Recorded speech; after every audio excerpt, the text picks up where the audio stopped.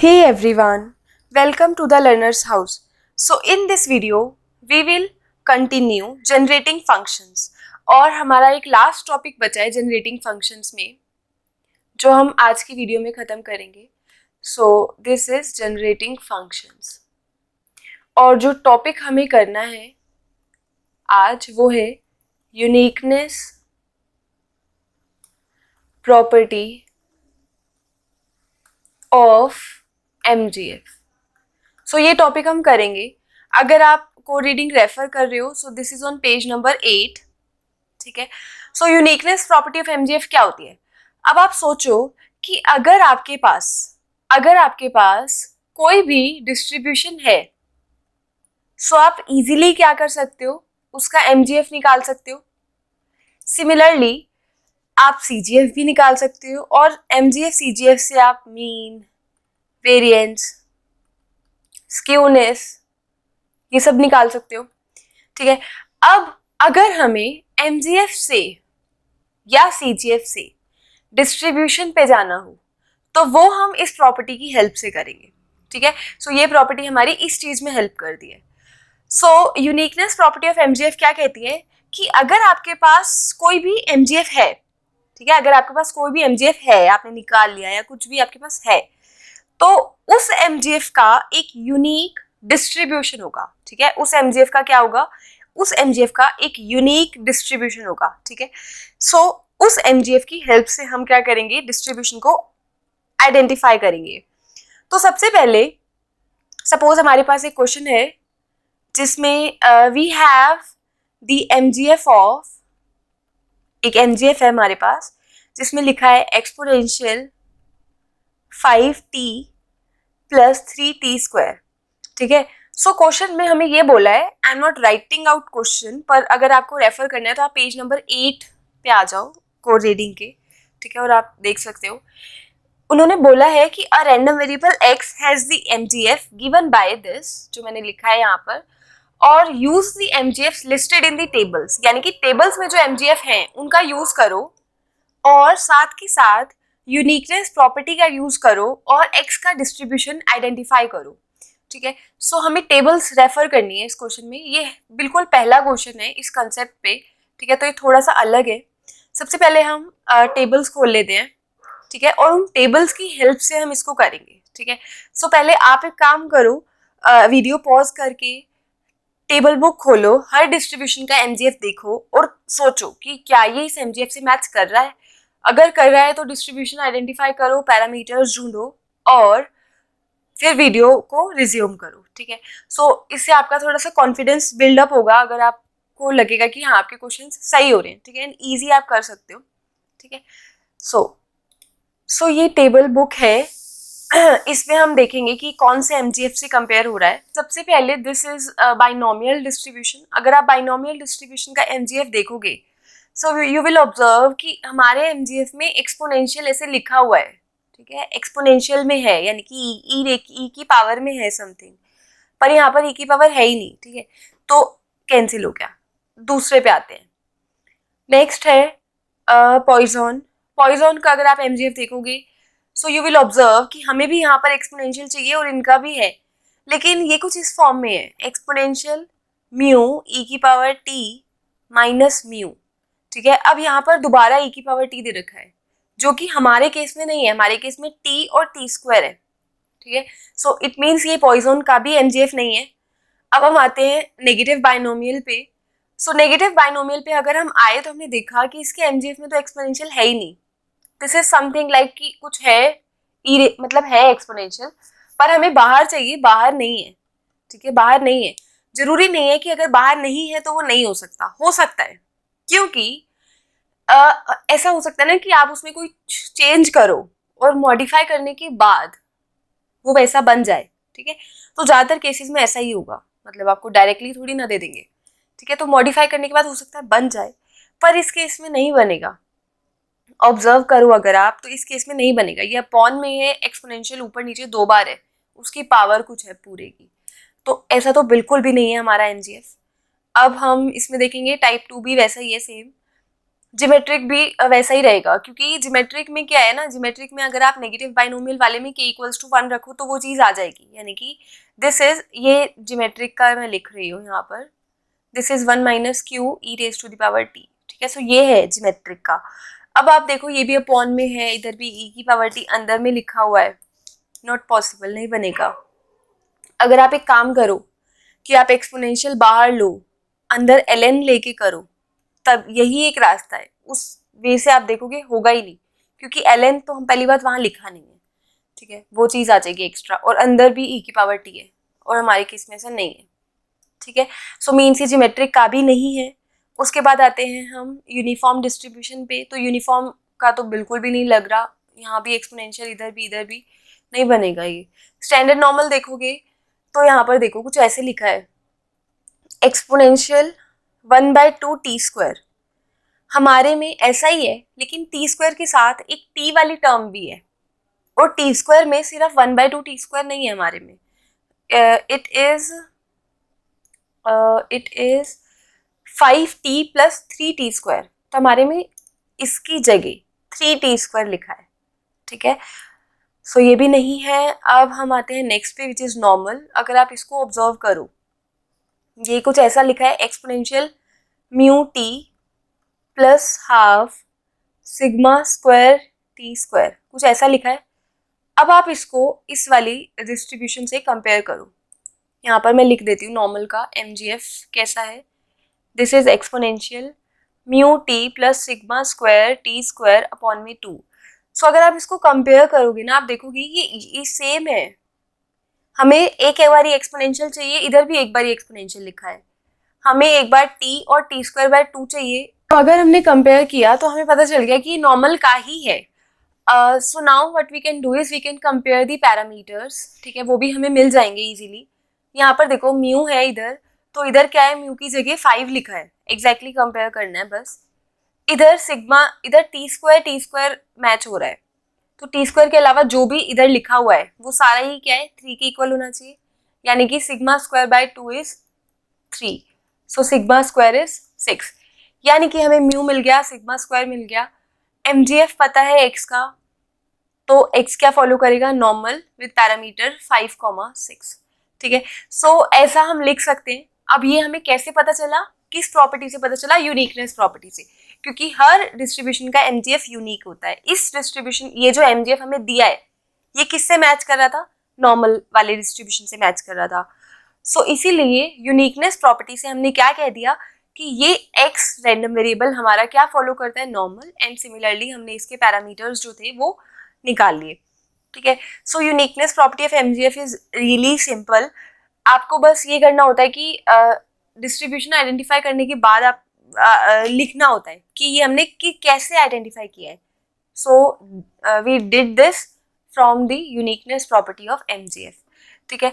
सो या तो जो कोड रीडिंग में एग्जैक्टली लिखा हुआ है, यू कैन फॉलो दैट, कि x का जो MGF है वही MGF नॉर्मल 5,6 का है, ठीक है।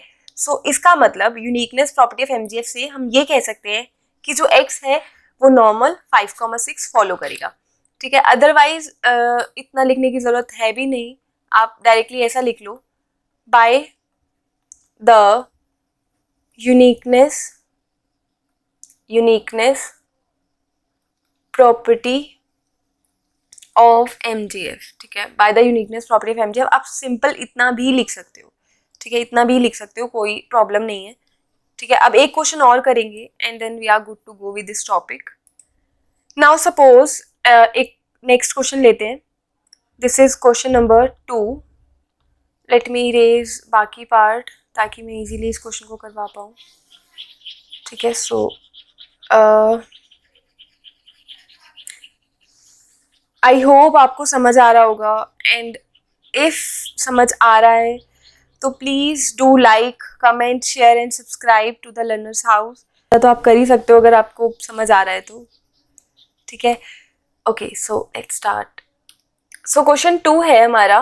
तो ये क्वेश्चन है जिसमें हमें बोला है कि x, this is question number 2.10 from code reading, मतलब जो बैक क्वेश्चन है उसमें 2.10 है, ठीक है। So I am not writing out question, आप खुद से लिख सकते हो, देख सकते हो बुक में से। सो हमें वहां पे बोला है कि जो x है वो है क्लेम अमाउंट, x है क्लेम अमाउंट, ये मैंने रैंडम वेरिएबल डिफाइन कर दिया। अब x फॉलो क्या करता है, x फॉलो कर रहा है गामा विथ पैरामीटर्स 3,1/4, ठीक है, ये हमें पता है। अब हमें बोला है, फर्स्ट पार्ट में करवाऊंगी सिर्फ, क्योंकि फर्स्ट पार्ट ही यूनिकनेस प्रॉपर्टी से रिलेटेड है थोड़ा, नेक्स्ट इज जस्ट प्रोबेबिलिटी, आप कर सकते हो। सो हमें एमजीएफ की प्रॉपर्टी से शो करना है कि हाफ एक्स फॉलो करेगा काई स्क्वायर 6, ठीक है। सो ये काम हमें करना है। सो इसको हम करेंगे यूनिकनेस प्रॉपर्टी ऑफ एमजीएफ से। अब सबसे पहले अगर एक्स गामा फॉलो करता है तो आपको पता होना चाहिए कि जो एक्स है उसका एमजीएफ क्या होता है, 1 minus t by lambda raise to the power minus alpha. अगर आपको नहीं भी पता तो दैट्स फाइन, क्योंकि टेबल आपके पास है, आप रेफर कर सकते हो डायरेक्टली। अगर हम ये वैल्यूज को इधर पुट करें, सबसे पहले तो यहाँ से देख लेते हैं, अल्फा हमारा 3 है और लैम्डा हमारा 1/4 है, इसको इधर डाल देते हैं। ये आ जाएगा 1 माइनस टी अपॉन लैम्डा की जगह रखेंगे 1/4, इस पूरे की पावर -3, ठीक है। अब इस 4 को आप ऊपर लिख सकते हो, ये आ जाएगा 1 माइनस 4t की पावर -3, यानी कि same as saying 1 upon 1 minus 4t का क्यूब, ठीक है। सो ये लिख दिया है हमने, मतलब ये क्या है, x का एमजीएफ है, ठीक है। अब हमें x/2 का एमजीएफ चाहिए, ठीक है। अब हमें क्या चाहिए, x/2 का एमजीएफ चाहिए। सो आई थिंक मुझे ये ऊपर का पार्ट रब करना पड़ेगा इधर, कोई नहीं, कर लेते हैं।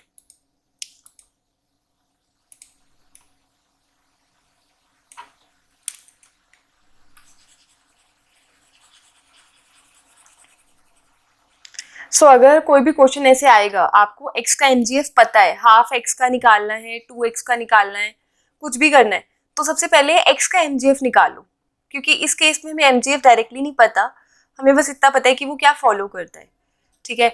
सो एमजीएफ निकालो, उसके बाद उसके पैरामीटर की जो भी वैल्यूज दे रखी हैं उनको पुट कर लो, ठीक है। ये सबसे पहला स्टेप है। फिर आपको सेकेंड स्टेप है कि आपको जिसका एमजीएफ चाहिए वो निकालो। जैसे कि हमें यहाँ पर किसका एमजीएफ चाहिए, देखते हैं, चलो। हमें यहाँ पर एमजीएफ चाहिए x/2 का, तो y मान लो x/2। अब हमें y का एमजीएफ निकालना है, तभी तो हम डिस्ट्रीब्यूशन आइडेंटिफाई करेंगे। सो y का MGF means expectation of e raise to the power t y, ये एमजीएफ की डेफिनेशन लिखी है बस। Expectation of e raise to the power y की जगह क्या लिख सकते हैं, tx/2। क्यों लिख रहे हैं ऐसा, क्योंकि हमें x का ही एमजीएफ पता है, तो हम y को x के टर्म्स में लिख रहे हैं, ठीक है।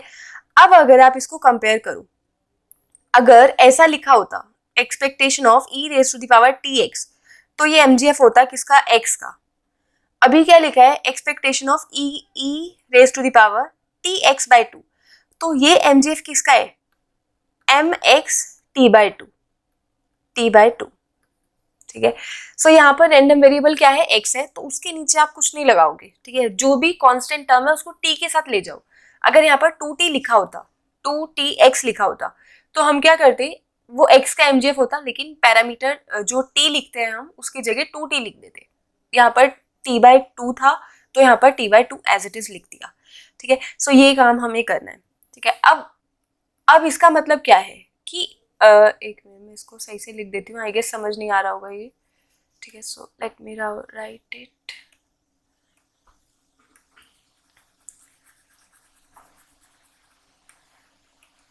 सो इसको हम कैसे लिखेंगे, इसको we will write like this, mx t/2, ठीक है। इसका मतलब कि ये x का ही mgf है, लेकिन t की जगह आप क्या करो, t/2 लिख दो, ठीक है। ये काम करना है बस, t की जगह क्या करना है, t/2 लिख देना है, ठीक है। सो कर देते हैं इस काम को। अभी हमने x का mgf डिराइव किया था, which was this 1/1 minus 4t की पावर 3 था वो x का, ठीक है। तो हम ये भी x का ही है, पर t की जगह क्या करना है, हमें t/2 लिख देना है, ठीक है। तो यहाँ पे लिख देते हैं 1/, this will be 1/1 minus 4 into t/2 की whole power 3। So this will be 1/1 minus 2t का क्यूब, ठीक है। दिस इज 1/1 minus 2t का होल क्यूब, ठीक है। अब ये कौन सा डिस्ट्रीब्यूशन है, ठीक है, अगर आप थोड़ा सा ऑब्जर्व करो, इसको हम ऐसा लिख सकते हैं 1 - 2t की पावर -3। अब अगर आप देखो तो इन दोनों में कुछ ज्यादा फर्क नहीं है, ये भी गामा का था, ये भी गामा का है, ठीक है। अभी देखेंगे काई स्क्वायर कैसे आया। तो ये किसका है, अगर आप इसको ऑब्जर्व करो, अच्छा हम इसको ऐसे लिख सकते हैं 1 - t/1/2 की पावर -3, ऐसे लिख सकते हैं। अब इसको, ये x गामा का mgf है और ये हमारा mgf है, इन दोनों को कंपेयर करो। आप देखोगे लैम्डा की जगह यहाँ पे 1/2 लिखा है, ठीक है, और अल्फा की जगह क्या लिखा है, 3 लिखा है। तो ये हमें थोड़ा सा मॉडिफिकेशन करना होता है, फिर आइडेंटिफाई करना होता है। सो इट मीन्स हम क्या कह सकते हैं, it means what we can say is कि जो हमारा mgf है, ये जो हमारा mgf है जो अभी हमने निकाला है, वो कौन से डिस्ट्रीब्यूशन से आ रहा है, ठीक है। सो ये चीज हम अब लिख सकते हैं, ठीक है। So what we will do, we will write here कि ये जो हमारा y है वो क्या फॉलो कर रहा है, गामा, ऊपर लिखा है जो वो अल्फा है 3, कॉमा, और जो t के नीचे लिखा है वो हमारा लैम्डा 3, 1/2। लेकिन अगर आप क्वेश्चन में देखो तो क्वेश्चन में आपको क्या कंपेयर करने को बोला है, क्या बोला है, क्या शो करने के लिए बोला है कि ये किसका mgf है। आपको क्वेश्चन में बोला है कि ये काई स्क्वायर का mgf है। तो काई स्क्वायर कहाँ से आ रहा है, अब हम वो समझेंगे, ठीक है। गामा तक आई होप समझ आ गया होगा। So let's see chi square कैसे आ रहा है। देखो, जब भी यहाँ लिखा हो 1/2, जब भी लिखा हो लैम्डा, जब भी 1/2 हो, काई स्क्वायर आप इजीली आइडेंटिफाई कर सकते हो। अब आपको एक चीज सोचनी है छोटी सी, अगर y गामा फॉलो करता है तो 2 लैम्डा y क्या फॉलो करता है, सोचो। मेरे को पता है कि आपको आता होगा, अगर प्रोबेबिलिटी डिस्ट्रीब्यूशन आपने मेरी वीडियो से करा है तो, ठीक है। एंड अगर आप जनरेटिंग फंक्शंस कर रहे हो तो आई होप कि वो करा ही होगा, ठीक है। सो 2 लैम्डा y क्या फॉलो करता है, काई स्क्वायर 2 अल्फा फॉलो करता है, ठीक है।